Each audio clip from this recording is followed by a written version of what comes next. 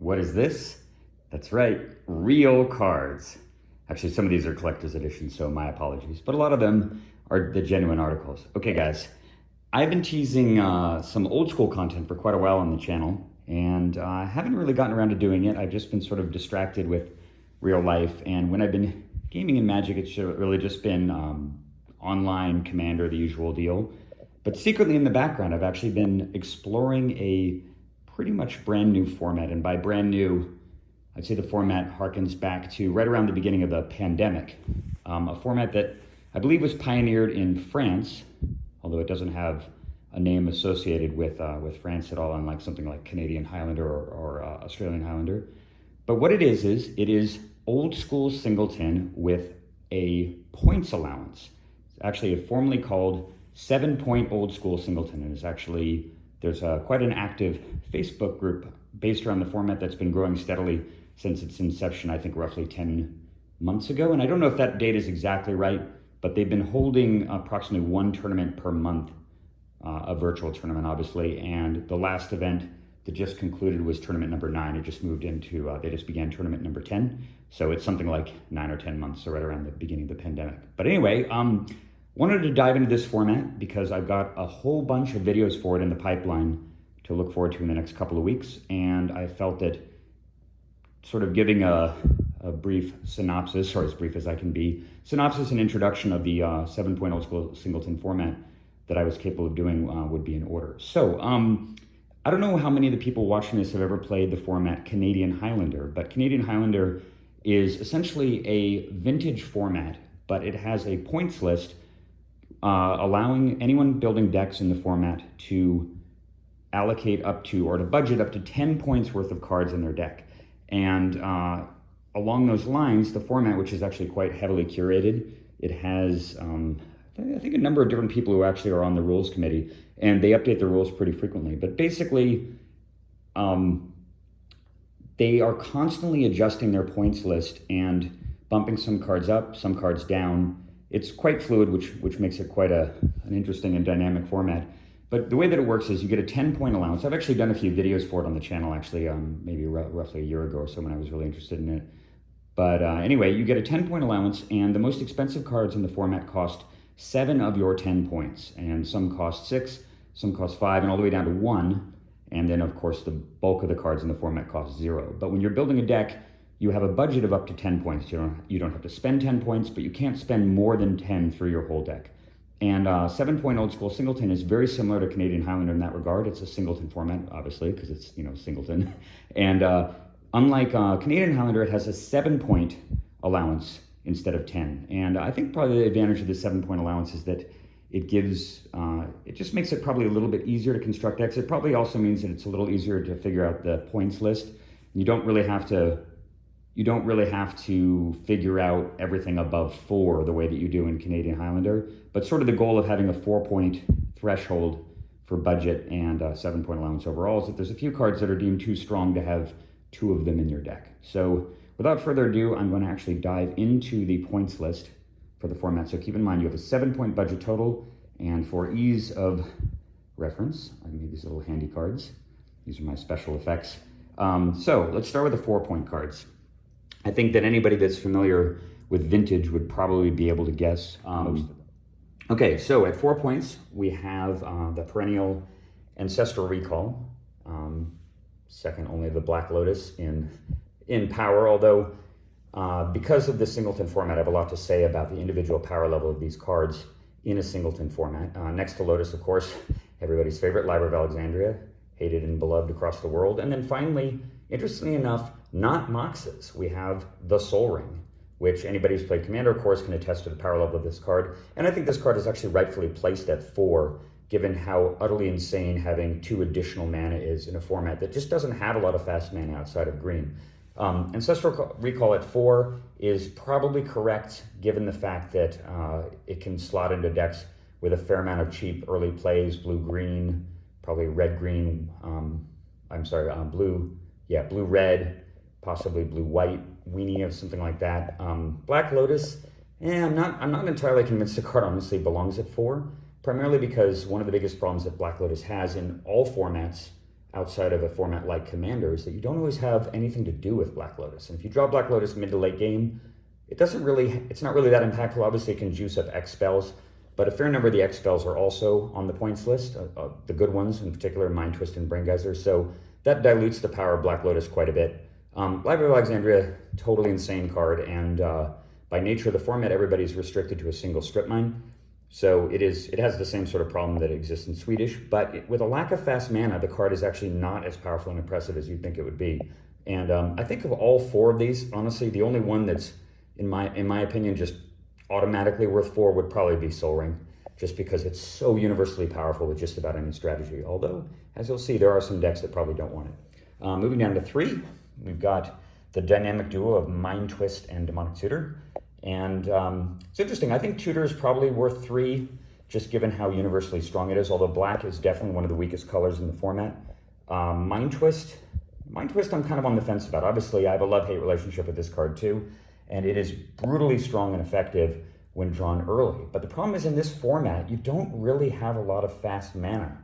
And in the absence of Sol Ring, I mean, you could run Twist and Sol Ring, but you'd have to draw them both. In the absence of Sol Ring and Flower Stones and all the Moxes, and obviously the Black Lotus, Mind Twist gets a lot weaker, and it's a really bad card to draw when your opponent is pressuring you on the board, and all you can do is anemically twist their hand for 2 or 3 cards and then take another 7 damage on the board and die. So I don't actually think that Mind Twist is necessarily warrants the 3 mana, the 3-point cost. The problem is that it's kind of in between and might be more suitable to being a 2-point card, but at 2 points it's probably too attractive, so it's a little difficult. And there's a fair number of cards in the format that are kind of like that. They're a little too weak for what they cost, but if you make them cost less, and in some cases 0, they become kind of an auto include in every deck. So you'll see cards later on that are like that. We move across the Moxes, and I think of all the major decisions in the current points list, I think the Moxes, to me, the points allocation are the most problematic. You can see that there are 3. And I just think that these are not strong enough and not attractive enough at 3 points. They basically cost almost half your budget, and budgeting 3 of your 7 points on a card that's interchangeable with a basic land, once you get to about turn 4, turn 5, to me is just, it's not worth it. It's really, really hard to find justification to include the Moxes because they're just simply not strong enough for the 3-point cost. And I've been lobbying to have these drop down to 2, maybe just as an experiment. We'll see if that happens. For now, they're 3. And then finally, the last 3-point card is Timelock. And again, Timelock is just one of those cards. It's so situationally powerful. It's definitely not as strong as Ancestral. Sometimes it's the best card in the game, and sometimes it's just a 2 mana cantrip. I mean, I guess it's 0 mana effectively, but you do need the 2 mana to cast it in the first place. And a 2 mana cantrip for 3 points, not crazy about that. Time Walk is most powerful when combined with cards like Brain Geyser and Wheel of Fortune and Time Twister. So if you're running those other cards, the value of the card goes up a ton. Whether or not it's worth just 3 points nakedly in a deck, I don't think so. And looking at the deck lists of people who've been playing the format so far, I don't think I've seen Time Walk in any lists at all, which is sort of an indication that it might be worth experimenting at the 2-point total. So let's drop down to 2 points. First of all, Armageddon. This card was actually originally 0 points in their points list, and I expected it showed up in just about every list. And everybody was playing Armageddon, and it probably made the format really terrible. So it was upped. I don't know if it was ever at 1, but it's now sitting at 2, which I think is probably about right. The card is just, I don't know, it's sort of so antithetical to the format in general. Everybody pretty much hates Armageddon, and whether you're playing with it or against it, I guess there are a few fans out there, a few sadists, but overall, Armageddon is kind of bad for any format that it's in. So as many points as allocated to this card as possible is probably best. The other thing that makes Armageddon really, really insane is the fact that you're kind of priced out of all the cheap artifacts, man, and you're only allowed to run 1 Flower Stone, and they haven't really made any good non-green alternate mana sources yet. There's some mana batteries and legends, but those cost 4 and are really not particularly good with Armageddon. And so maybe it's in the right spot. Next is Black Vice, and this card is, I think, priced just about perfectly at 2. It is so vicious in this format, given how slow the decks are. And if you draw a turn 1 Black Vice, just about against almost any strategy except for probably green weenie and maybe white weenie, you're going to do 6, 9, 12, 14, 15 damage. I remember in one of my games that I played in the recent event. The guy put out a turn 1 Vice and literally did not damage me with anything else the rest of the game, and I think I finished the game at 1. Basically just didn't do anything else, and it didn't even matter. I just took 3, 3, 3, 2, 2. I even had to scepter myself a bunch of times to avoid dying to it, and it almost killed me for 1 mana, and that is pretty insane value for a 2-point card. And obviously you can play your hand away from it, but there's lots of cards that this synergizes with. Anka Mishra is one of those, Winter Orb of course, and then Wheel and Twister as well to refill hands. So I think it's good at 2. Brain Geyser, one of my favorite cards ever in Magic, and kind of the cornerstone of the deck that I played. This card was originally 1 point and was actually bumped up to 2 recently, and I think it's probably appropriate for that. I was a little leery of it because it didn't seem like Brain Geyser decks were winning in the format all that much, but having played with the card a bunch and given how slow it is and how easy it is to just build up to 5 or 6 mana and just Geyser to victory essentially, I think the card is priced pretty correctly at 2. It is extremely strong and obviously very powerful when combined with Mana Drain. Channel is over here at 2, and since Channel's primary purpose is to fuel fireballs and disintegrates and so on, I think it's probably good that this card costs 2 points, just because it's bad for the format also, in the same way that Armageddon is very unfun. It feels terrible to just lose the game on turn 3 or something to a random channel. So having it sitting at 2 means that it's a lot of the red-green decks are not going to run it because they feel like they want stuff that's more consistent, and I think that's about the right spot. Moving on to Land Tax. Land Tax is a very, very interesting card in that it's insanely powerful in some decks and fairly mediocre in others, actually. And I ran it in my recent deck, which I'll get to in a subsequent video, but it really, really underperformed for me, not just because I hardly ever drew it. I think I only drew it near the beginning of the game in one of my matches in one of the games. But that said, in the right deck, Land Tax has the possibility to draw 12 or even 15 cards for 1 white mana, which is unparalleled in terms of strength. It also allows you to color fix if you're running multiple colors besides white. If you're running splash colors and 2 to 3 extra colors, and Land Tax can give you the ability to play all of those colors quite easily, provided your opponent cooperates, and that's the big caveat. If you draw Land Tax later, it's kind of a weak top deck, but it can still affect the game in the same way that an Anka Mishra can. It can really make your opponent conscientious of how much land they want to put into play, and constraining their 5 and 6 drops and stuff can often buy you enough time to actually win the game. So I think it's priced just about perfect at 2, and I like that. And then there's Workshop, which is just a conundrum to me. The thing about Workshop is that, sure, I mean, the Shops is a tier 1 deck probably in regular old school, but in this format, there just aren't that many good quality artifacts to play quickly. There's 1 Su-Chi, 1 Juggernaut, 1 Triskelion, 1 Tetravis, and then it starts to get pretty thin after that. And because of that, and you can't use it really effectively to ramp out cards like Scepter and Tome. I guess you can ramp out Icy with it pretty quickly, and you got a single copy artifact. But I think in the absence of a preponderance, a critical mass of big artifacts, I think this card gets a lot weaker and could probably be down at 1 point. I think it would be at least worth seeing if it's okay at 1. And I think that a lot of people might find that even at 1 point, it wasn't showing up in a lot of decks. So those are the 2-point cards, not too many of them, down to the 1s. And you can see this is the most populated part of the points list. So first, Balance. And I'm sure a lot of people who have played both with and against this card have probably wondered, how on earth could Balance be 1 point? That's totally ridiculous.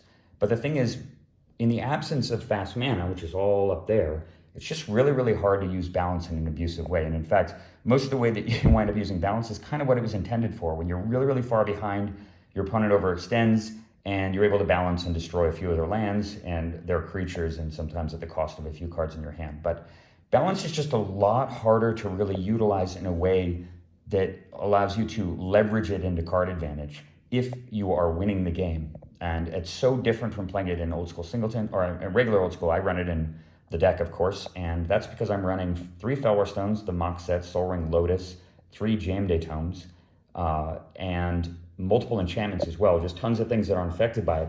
And it's entirely possible for me to cast Balance and destroy their entire hand while having a huge advantage on the board. And that opportunity just doesn't really exist in old school Singleton, which is kind of why the card is sitting at 1 point. And I did not run this actually in a blue-white deck, and I think that was the right decision. Moving on to City in a Bottle. I think that this card is probably just one of those 1 point cards that isn't going to show up in a lot of lists, but the reason it's at 1 is so that everybody who's not playing lots of Arabian Nights doesn't just run it automatically in their deck. you at least have to think about that, and that way you're not just automatically owning all the cool Arabian Nights cards that people are forced to play with because it's Singleton. I really like this card at one point. I think that makes a lot of sense. Dark Ritual. Hard to say whether or not this belongs at 1. Obviously, it would be an auto-include in any deck with black, but I just don't think that Dark Ritual decks are all that good right now in old school Singleton. I haven't really seen any evidence of that, and maybe I'm wrong about that. It does allow you to cast big artifact creatures quickly. It allows you to fuel big fireballs and stuff. But I don't know. It'd be interesting to see that card downgraded to 1. And then we've got Fireball here. And when I first started playing old school Singleton, which was for event number 7, so that was the 7th one that they had held, Fireball was still 0. And it was pretty much showing up in every deck. And people were splashing red just for Fireball and Disintegrate. I mean, the card is functionally very, very, very similar to Disintegrate. And actually, in some cases, it's objectively worse. Like, for example, if your opponent has an Uthden Troll or a Sedge Troll or something in play. But that said, the ability to split onto multiple targets is quite powerful, provided that the caster is able to figure out the math. And Fireball was just so universally inclusive that I think the curators for the format just kind of wanted people to have to think about whether or not they wanted to include it. And if you wanted that kind of X-Spell effect, you would play with a Disintegrate or maybe an Earthquake instead and forego Fireball. And plus, there was probably an issue, too, with a kind of a critical mass of X-Spells showing up in mono-red decks. Mono-red decks already seemed like they were kind of the most dominant archetype to begin with, and maybe reining in red a little bit by making Fireball cost 1 was a good move. We've got Caracas over here, which kind of has the same problem, I think, as City in a Bottle, in that it's not really objectively powerful. There just aren't really very many good legendary creatures yet in the game. However, every person who's running white is going to run Caracas without thought or exception. And maybe that's a reason for it to be 1 point. Although, again, I haven't seen any evidence that being able to bounce legends back to your opponent's hand is that big of a deal. I think I could count on one hand the number of actual legendary creatures that are showing up in decks that are played or doing well. So, not sure about that one. Mana Drain, my favorite card in all of Magic. Second, maybe only to Necropotence. I think Mana Drain probably deserves to be worth 1 point. It would just be too pricey at 2. It is so strong, though. I just love everything about this card. This card was the foundation, the cornerstone of control decks in Type 1, and then later on in Vintage for, a decade or so. And it's Vintage is sped up to the point where Mana Drain is a little outmoded because everything costs 0.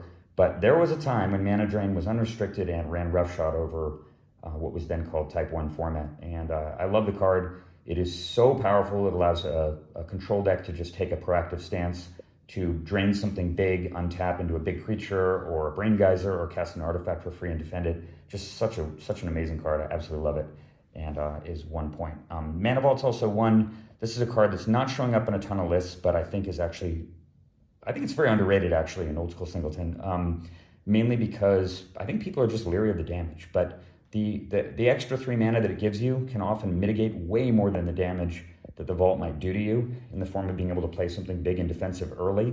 Obviously, it can fuel big X spells like Geyser and Twist and the Fireball and Earthquake and so on.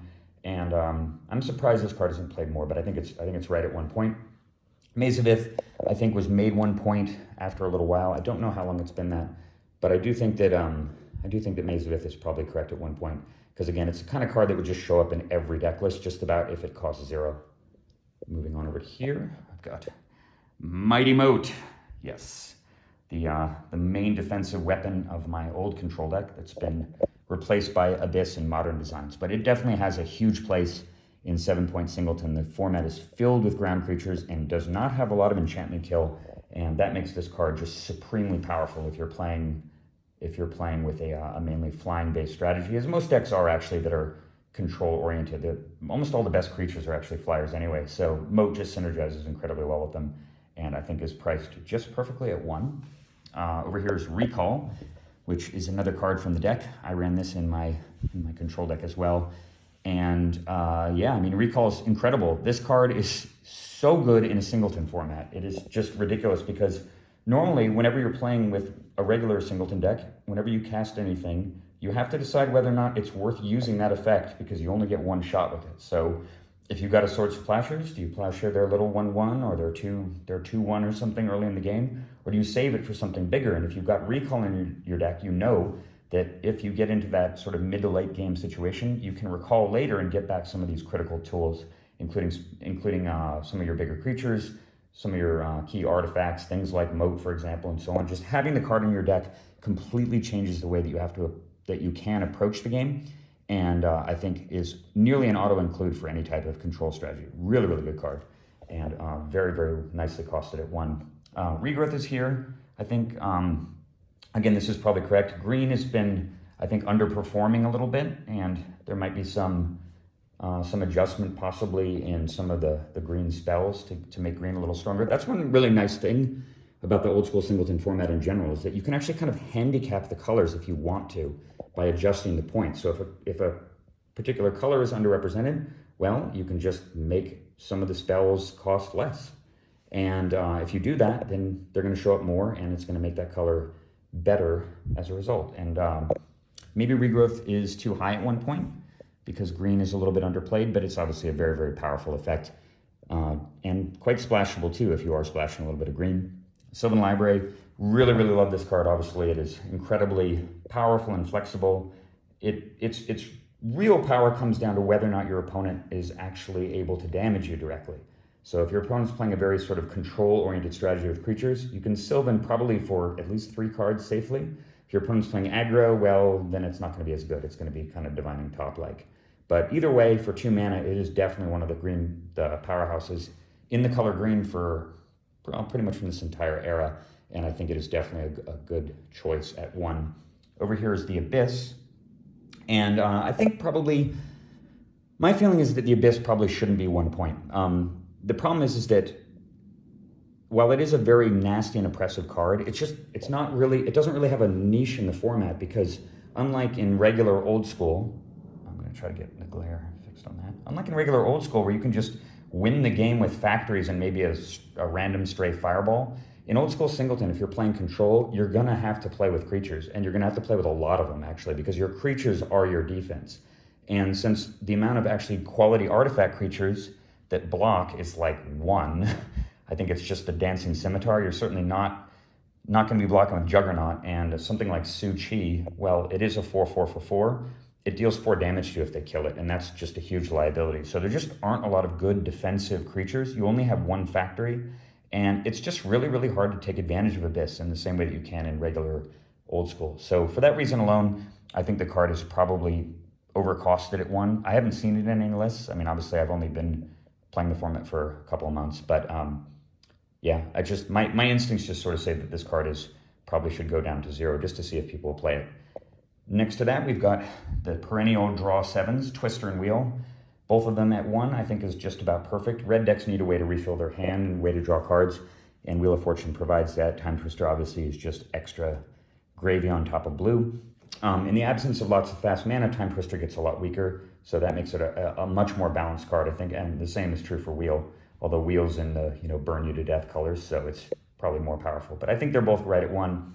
And finally, the last pointed card is the Bear.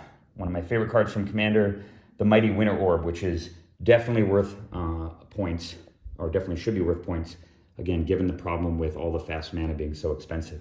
Really, really hard to exploit Winter Orb in the same way that you can in regular games, but at the same time, it's so much more likely that you'll be able to just clamp your opponent down with Winter Orb when they tap out on turn 5 or turn 6 to do something. And if you can answer that threat right away and untap and play Winter Orb, and you've got anything going on the board, it'll probably just immediately win you the game. And at a cost of just 1, that's probably worth it. Plus, as I've said before, the Orb synergizes with a lot of other good stuff like Vice and Anka Mishra and so on. So, recapping, 4-point cards are those guys. 3-point cards are those. These are the 2-point cards right there. And finally, all the 1-point cards. And these are all listed on the 7-point old school Singleton website under their rules category and are adjusted usually on a tournament by tournament basis. But now that I've got that intro out of the way, I'm sure I'll be talking more about the format down the road. But what I wanted to do next are 2 deck techs for pretty much the finalists from the latest old school 7-point old school Singleton event, which concluded just a couple weeks ago. And I will get to that in subsequent videos. Hope you guys enjoyed this one. And feel free to post any questions that you might have in the comments, and I will be happy to answer them. Stay tuned for more 7-point old school Singleton action coming soon.